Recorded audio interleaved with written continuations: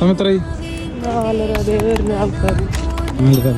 ഇത് കാണുമ്പോൾ നിങ്ങൾ വിചാരിക്കും ഞങ്ങൾ അമ്പലത്തിലേക്ക് പോകണമെന്ന്. എന്നാൽ അങ്ങനെയല്ല. ഞങ്ങൾ പോകുന്നത് കൊർഫക്കാനിലെ അൽസുഹബ് റെസ്റ്റ് ഏരിയയിലേക്ക്. കോടമഞ്ഞും തണുപ്പും ഗാർഡനൊക്കെ ആയിട്ട് കുറെ വീഡിയോസ് കണ്ടിരുന്നു. അപ്പൊ എന്തായാലും സത്യാവസ്ഥ എന്താണെന്ന് അറിയാൻ വേണ്ടി പോകണം. വെളുപ്പിന് നേരത്തെ തന്നെ ഇറങ്ങിയാലാണല്ലോ മേൽപ്പറഞ്ഞ പരിപാടികളൊക്കെ കാണാൻ പറ്റുള്ളൂ. നേരം പതുക്കെ പതുക്കെ വെളുത്തു തുടങ്ങി. എന്ത് രസാലേ. ദുബായിൽ നിന്ന് 1.5 മണിക്കൂർ യാത്രയുണ്ട് കേട്ടോ ഇങ്ങോട്ടേക്ക്. ഇടയിൽ 3-4 ടണലുകൾ ക്രോസ് ചെയ്യാനുണ്ട്. അടിപൊളി തന്നെ. അങ്ങനെ അവസാനം നമ്മൾ സ്പോട്ടിൽ എത്തിയിട്ടാ. നല്ല അടിപൊളി വ്യൂവും കാര്യങ്ങളൊക്കെയാണ്. പക്ഷെ ഞങ്ങൾ എത്തിയത് കുറച്ച് ലേറ്റ് ആയതുകൊണ്ട് കോടമഞ്ഞ് വളരെ കുറവായിരുന്നു. അതുകൊണ്ട് തന്നെ ഉള്ള കോടമഞ്ഞ് വെച്ച് ഞങ്ങൾ അഡ്ജസ്റ്റ് ചെയ്തു. സമ്മർ കഴിഞ്ഞ് വിന്റർ സ്റ്റാർട്ടിംഗ് സ്റ്റേജിലായിരുന്നെങ്കിലും ഇവിടെ നല്ല തണവായിരുന്നു കേട്ടോ. പിന്നെ ഈ സ്ഥലത്തിന്റെ വേറൊരു പ്രത്യേകത എന്ന് പറഞ്ഞാൽ ഇവിടെ ഫുള്ളും മല്ലൂസ് തന്നെ ഇരുന്നിട്ടാ. വേറൊരു ടീംസ് തന്നെ ഞാൻ കണ്ടില്ല.